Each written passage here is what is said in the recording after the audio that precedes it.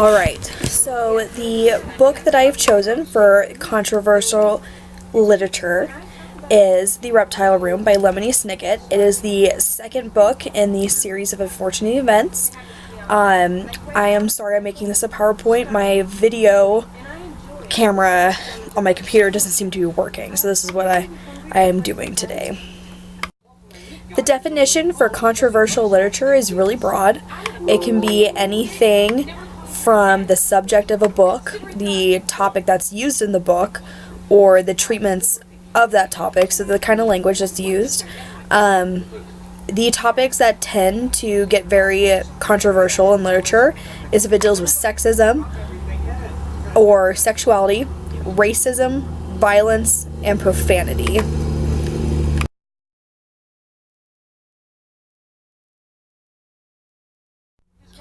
As I stated before, The Reptile Room is the second novel in Lemony Snicket's series of unfortunate events. It is about the three Baudelaire orphans who their parents are killed, and they are sent to live with distant relatives. In the first book, you meet Count Olaf, who he is the central villain, and he is after their fortune, because the Baudelaire children come from a very wealthy family. In the first novel, they get away from him, and so in the second novel, they are sent to live with a distant relative named Dr. Montgomery, who he's a herpetologist. I'm not totally sure on how to pronounce that, but basically he works with a ton of reptiles, hence the name The Reptile Room.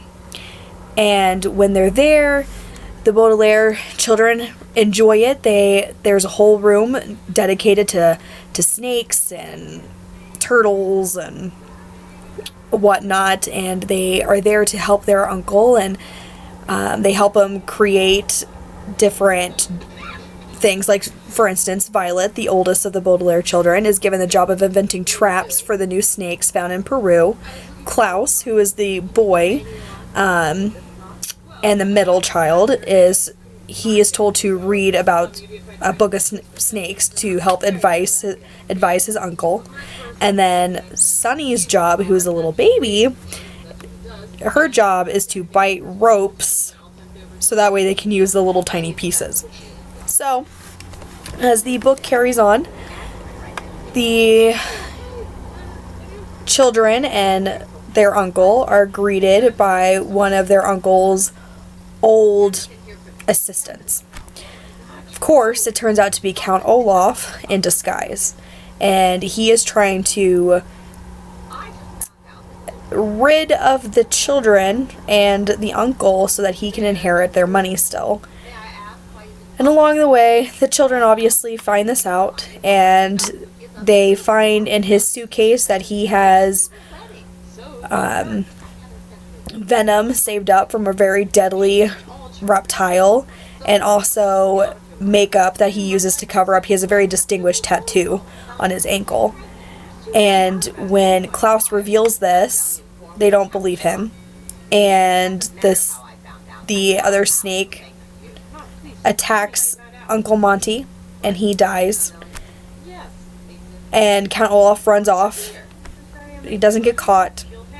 So the children are left alone again, and a man named Bruce comes over and takes the reptiles, and then takes them off to go live, to find them a new home. The reason I chose this book in particular, or this series as a whole really, is that I believe this is a very controversial book in a sense that not all children would be able to handle this. There is a great deal of violence and death that is involved in the entire series, and the author at the beginning of every book is very open about that. The fact that this is not a happy story. It doesn't end happily, even though there are 3 children involved. That does not mean that they're going to live happily ever after. It's a story of sadness and and of evil. Count Olaf really is just a truly terrible, terrible man, and I believe that a lot of children would have issues with this story, being that basically at the end of every book, the person that you start to love and get attached to ends up dying. And death is a really hard subject for children to comprehend and to move past. So I believe that I would tread this book series with caution, and that some kids are able to read it. I remember reading this series when I was much younger. Although I think I was about in middle school. I believe middle school children would be able to maybe start handling this and not take it too hard.